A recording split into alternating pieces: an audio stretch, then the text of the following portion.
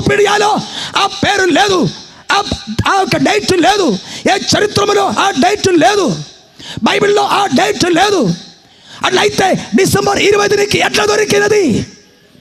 అది బాబిలోనియా పండుగ దినము, అది సూర్యదేవుని ఆరాధించే దినము. కాబట్టి క్రిస్మస్ అని పండుగ ఆచరించేవాడు మీ ఆచరించింది దేవునికి కాదు, సాతానికే. స్తోత్రం. అయ్యో, యేసుక్రీస్తు పుట్టడం మాత్రం కదా, చనిపోయి లేచింది కదా. అల్లుండ ఈస్టర్ అనే పదం ఎక్కడ ఉంది?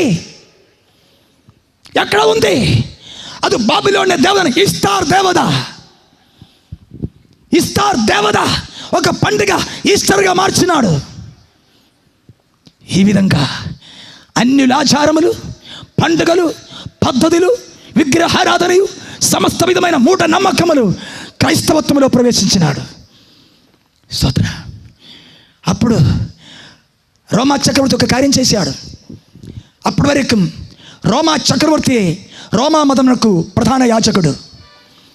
చక్రవర్తికి పొలిటికల్ పవర్ ఉంది, రిలీజియస్ పవర్ ఉంది. ఆయన సింహాసనంలో కూర్చున్నప్పుడు రాజవస్త్రం వేసుకుంటాడు, ఆయన గుడికి వెళ్ళినప్పుడు యాచకుని వస్త్రం వేసుకుంటాడు. ఈ విధంగా డబుల్ యాక్ట్ చేసేవాడే రోమన్ చక్రవర్తి. అయితే అప్పుడు నుండి చక్రవర్తి యొక్క మాట అన్నాడు.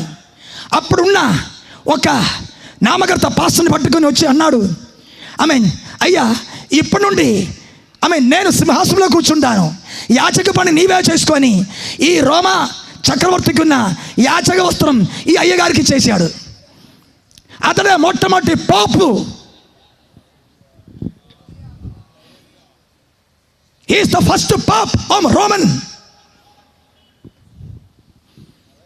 స్తోత్రం, స్తోత్రం. వాస్తవంగా క్రైస్తవత్వం పుట్టింది యెరూషలేములో. రోమన్ కాథలిక్ ఎక్కడి నుండి వచ్చింది? రోమా మతములో నుండి వచ్చింది రోమన్ కాథలిక్. ఈ రోమన్ కాథలిక్ పిల్లలే వాక్యం చెప్తుంది, అది మహావేశ్యయు, వేశ్యలకు తల్లియు. ప్రకటన 17వ అధ్యాయంలో రాయబడి ఉన్నది. అన్ని నాకు ముఖ్యంగా ఆత్మసంబంధ విషయంలో లోతులకు వెళ్ళి వివరించాక టైం సరిపోలేదు నాకు. హల్లెలూయా, హల్లెలూయా. 7 తలయు 10 కొమ్మున్న క్రూర మృగం మీద కూర్చున్న స్త్రీ మహా బాబిలోన్, వేశ్యయు,